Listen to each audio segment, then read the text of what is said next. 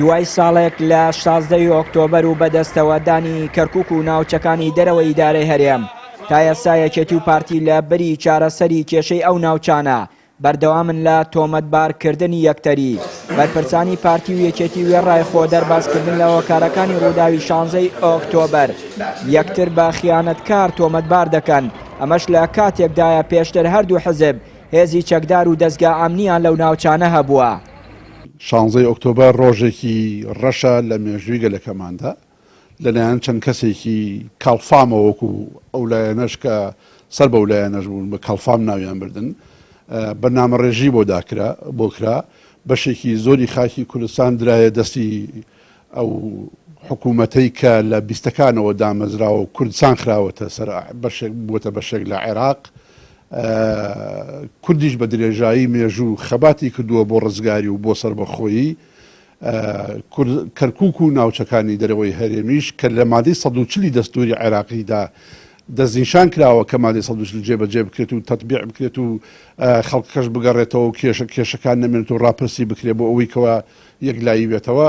ئەو ناوچانەیان جارێکەوە خستەوە ژێر دەستی ئەو نێرانەی ئێمەوە کە هەوڵ دەدەن بە درێژایی مێژوو هەوڵیانداوە کە کوردی تێدا نێڵن کوردیان تێدا ئەنفال کرد کوردیان تێدا دەربەدەر کرد. ئەوانەشی کە یەکێتی تەخمینەکەن با بچن دەردەکانی خۆیان چارەکەن با بچن عیب و عارەکانی خۆیان عیلازکەن نێن یەقەی یەکێتی نەگرن. جا من هیوادارم ئەوانەی وا بیرەکەنەوە بێن بە مەنتەق لەگە حیزب ڕێکخراو لایەنە کوردستانیەکان پێکەوە هەومان ئەو دەردەی کە بەسەر کەرکووک هات ساڕێژی کەین ئەوەی بەسەر شەنگال هات ساڕێژی کەین ئەوەی بەسەر دووس هات ساڕێژی کەین.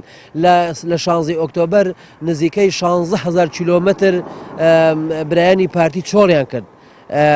نازم بۆ باسی ئەوە ناکەن یعنی ئەبێت چ جیاوازیەکە بێت لە نێوان دووز و کەرکووک و مەخمور و شەنگال و هەتا ئەچێتەوە حدودی سووریا.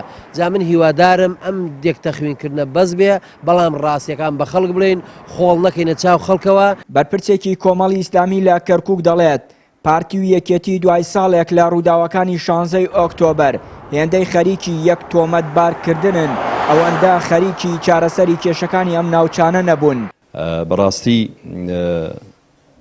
هەردوو لایەنی دەسەڵاتدار بەداخەوەکە ئەوەندەی خەریکی تەخوێنکردنی یەکترین و ئەوەندەی تۆمەت بۆ یەکتری دروست دەکەن ڕوبع ئەوەندە هەوڵیان نەداوە چارەسەری ئەم کێشەیە بکەن کە بە تایبەتی سەر شاری کەرکووک بەبەرچاوی خۆمانەوە دەبینین کە پێشتر کە کورد دەسەڵاتدار بوو لەم شارەیە ئێستا پێگەی کورد زۆر ئاستی هاتوۆتە خوارەوە بەداخەوە ئەبووە هەوڵیان بدایە. یەکەم چارەسەر کۆبنەوەی ئەنجومەنی پارێزگا بوو کە ئەبووە بە زووترین کات کۆبنەوە بکرایەوە پارێزگارێک دابنایە بۆ کەرکووک بەڵام هەتا ئێستای لەگەڵ بێ هەردوو تەرەف بەهۆی ناکۆکی نێوانیان ناتوانن کە ئەو کێشەی چارەسەر بکەن.